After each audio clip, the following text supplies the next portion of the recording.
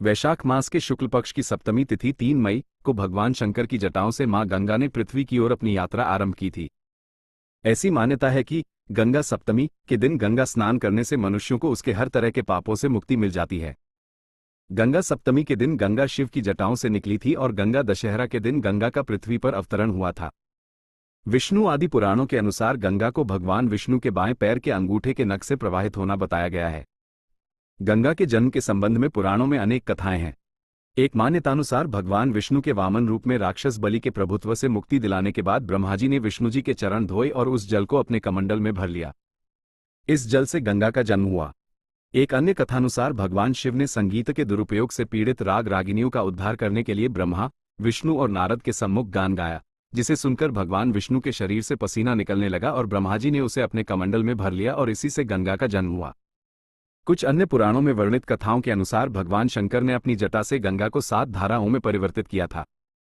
इनमें 3 धाराएं नलिनी, हादिनी, पावनी पूर्व की तरफ गई, सीता, चलू, सिंधु पश्चिम की ओर निकली, जबकि 7वां धारा भगीरथी पृथ्वी की ओर निकली। कूर्म पुराण के अनुसार गंगा सबसे पहले सीता, अलकनंदा, चक्षु और भद्रा के रूप में 4 धाराओं में बहती हैं।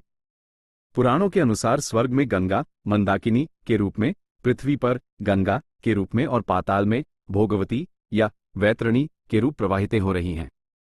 एक अन्य कथा के अनुसार जब गंगा शिव की जटाओं से पृथ्वी की ओर निकली तो उनके प्रचंड वेग से पृथ्वी पर उथल पुथल मच गई। इसी क्रम में गंगा ने ऋषि जव के आश्रम को भी तहस नहस कर दिया और उनकी तपस्या भंग हो गई। इससे क्रोधित होकर ऋषि ने गंगा को दंड देते हुए उसके समस्त जल को पी लिया। ये देखकर देवताओं ने ऋषि से गंगा को मुक्त करने की प्रार्थना की ताकि वे राजा भागीरथ के पूर्वजों की आत्माओं को मुक्ति प्रदान कर सकें। ऋषि जव ने देवताओं की विनती पर गंगा को मुक्त करते हुए उसे अपने दाएं कान से बाहर निकाल दिया। इस कारण गंगा का नाम जाह्नवी हुआ।